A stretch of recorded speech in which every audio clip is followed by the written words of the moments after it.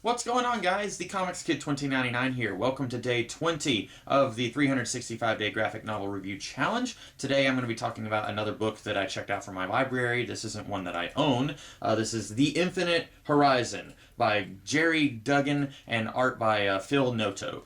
This is a 6-issue miniseries from Image Comics that is a modern slash post-apocalyptic retelling of the Odyssey. And that's basically all I have to say about it. If that sounds really awesome to you, then you are going to really like this book. I had no idea what this was about when I checked it out, and then I read the foreword where Gerry Duggan talked about some of his influences, talked about how he was in high school when Vietnam was going on, and then talked about, or maybe it wasn't Vietnam, it was, I'm sorry, I just made him way older than what he actually is. It was the Gulf War in the early 90s, and then talked a little bit about his father who fought in Vietnam. That's, I'm conflating two separate events.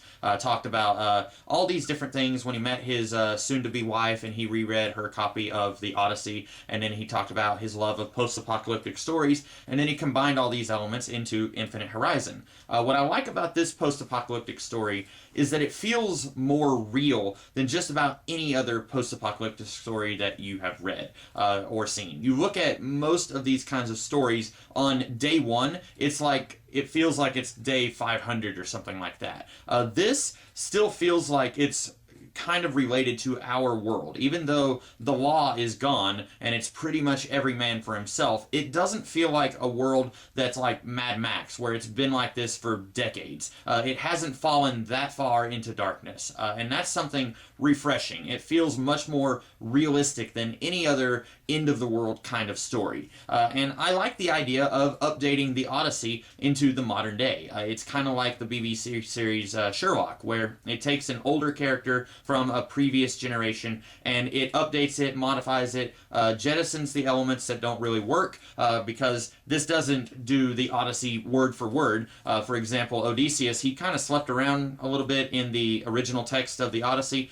Here, this guy, who we don't even get his name, they just call him Captain. We find out his wife's name is Penelope, just like in the Odyssey. His son's name is Terence instead of Telemachus, but we don't actually get the main protagonist's name. But this guy, he's a little bit more faithful to his wife. He doesn't sleep around like Odysseus did. But I really like this story. I really like the idea of updating the Odyssey for the modern day. I think that it works.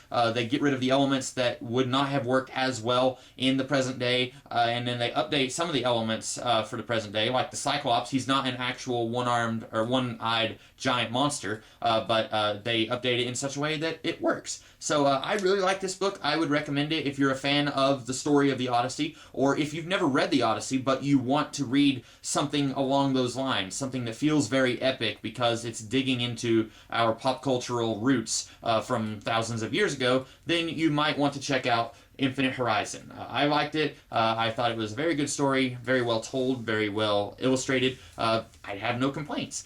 So those are my thoughts on this story. I hope that you guys liked this video, and if you did, be sure to like, share, comment, and subscribe, and be sure to check out what I will be doing tomorrow. I'll be doing more videos throughout the rest of this year, and I'll have something for you tomorrow. In the meantime, you guys have a great rest of your day. Catch you later.